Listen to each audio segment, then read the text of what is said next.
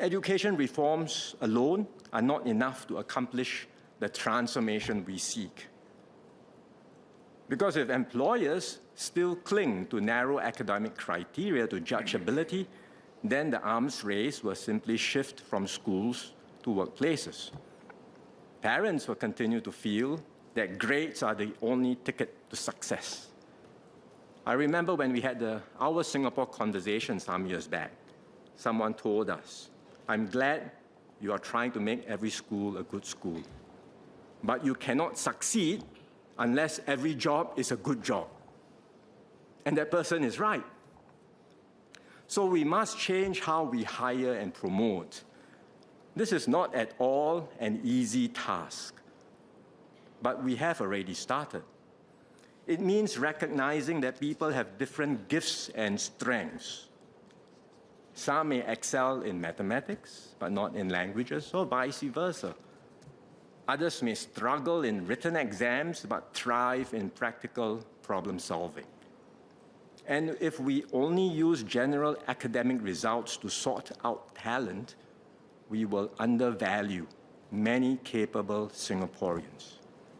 We will miss out the many other competencies and intelligences that exist amongst us and that are just as important. So we are changing. Take the public service, for example. Academic results are no longer the be-all and end-all. They are just one part of the overall assessment. For recruitment, we are using more skills-based assessment.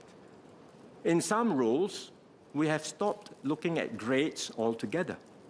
For example, GovTech engineers are recruited through coding and problem-solving tests and interviews. Because what matters is not your paper qualifications, but whether you can do the work. Once you enter the public service, how well you do doesn't depend on your grades or school. It depends on your qualities, your contributions, and your performance on the job. The private sector is changing too. One CEO shared with me, he used to insist on top academic credentials, focusing on schools, universities, ticking all the right boxes. But he soon realized that academic credentials did not predict subsequent success in the company. What was more important was the individual's attitude and mindset, their ability to learn, adapt, and work with others. So these changes are happening. But clearly, there's still a long way for us to go. Nevertheless, step by step, we will move towards skills-based hiring and progression. Because what matters most is not where you started from, but what you can do and how far you are willing to go.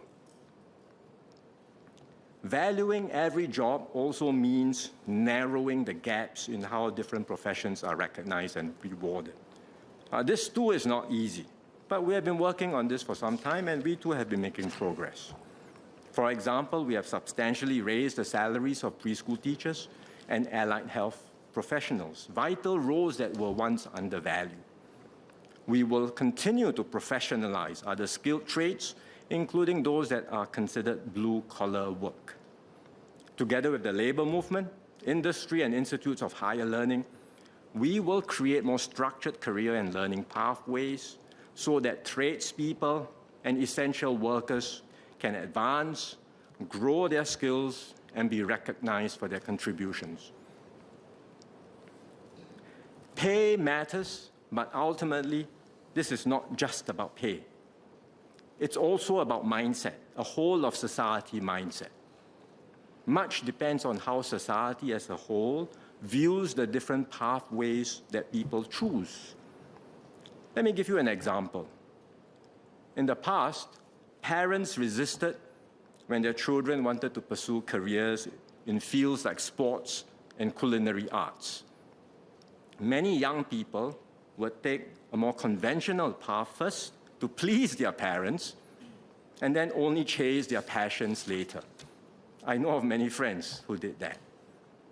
Today, more parents embrace such choices because society now celebrates our athletes, our chefs, and our artists. We take pride when their achievements put Singapore on the world map. So yes, progress has been made. Yet we all know that there remain vocations where pay is not the main issue. Rather, it is societal recognition and respect that continue to lag behind. So while the government will do our part, the deeper change must come from society.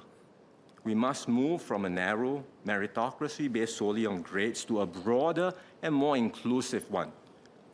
Steps which we have been making already over the years, but we must continue to move more in this direction. A broader and more inclusive meritocracy that encourages excellence in every field, that values a diversity of abilities and talents, that accords dignity and respect to all forms of work and to the people who carry them out. And that's how we can keep social mobility alive, so every Singaporean can rise on the strength of their contributions and will be respected.